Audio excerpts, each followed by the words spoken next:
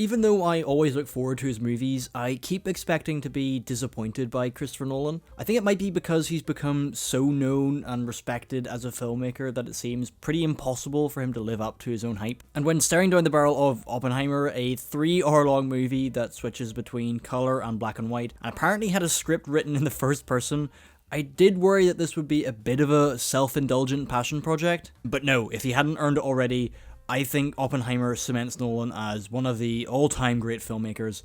This is just an amazing piece of work. The film is so musical, which is something I really didn't expect. It's almost like a tone poem. It's really hard to explain without seeing it, but it doesn't really follow the same scene structure as movies usually do. Scenes don't really end so much as they get interrupted by something else, only to jump back again. It's a really interesting momentum and rhythm that gives this movie a really unique feeling. It also solves a really interesting problem that biopics have with how much they're able to show. When a story like Oppenheimer covers years, even a 3-hour-long movie could really struggle to fit it all in. But the way this movie jumps around and gives you snippets of the emotions and relationships between important people, but maybe not all of the context, means it's able to just cover so much stuff and do it in a way that never felt boring or stilted. I mean, there's so much going on in this film that's actually a little difficult to take it all in on your first watch. But it never actually ends up being much of a problem because the movie always knows how to center you on the emotions of the scene. It never gets bogged down in trying to be a history lesson by reciting facts or giving you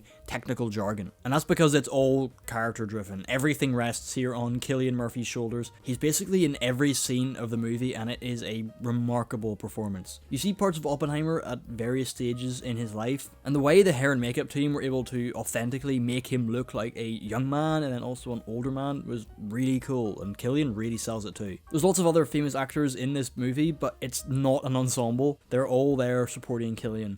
Rami Malek, who won an Oscar for Best Actor, has maybe 3 minutes of screen time, which is just insane, and it really speaks how much respect Nolan has in this industry to get all these massive actors for just tiny bit roles. There's entire scenes where you can see Cillian Murphy talking for long periods of time, and Emily Blunt is just sitting there in the background. She doesn't have any lines, she doesn't have anything to do, she just sits there. It's crazy you see actors of that fame and talent happy to do that and wanting to do that. The other acting highlight is Robert Downey Jr. He plays Strauss, who is almost the Salieri to Oppenheimer's Mozart in this film. And Downey is almost unrecognizable in this role. I mean, you know it's him. I mean, it's still Robert Downey Jr., but his face does carry a certain amount of baggage after being known for basically one character for the last 15 years. But you never see Tony Stark here. I really wouldn't be surprised if you see him winning the Best Supporting Oscar next year.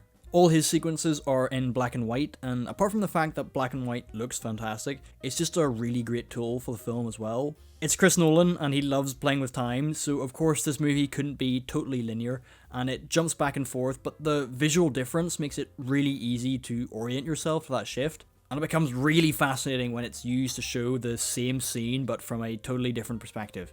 In a movie about such a complex man that is partly so rooted in his subjective view, it never cements that perspective as the definitive one. This movie is 3 hours long, and it doesn't feel shorter than that, but you never hear people complaining about a 2-hour movie feeling like a 2-hour movie. This feels like 3 hours, but you really wouldn't want it to be any shorter. And for the scale it's trying to cover, it does such a good job at keeping it all engaging. This movie takes a pretty harrowing historical event and grounds it in something really personal, and it's fascinating to see a genius obsessed with the theoretical possibility of what physics can do, then have to deal with the actual reality of what his work has done.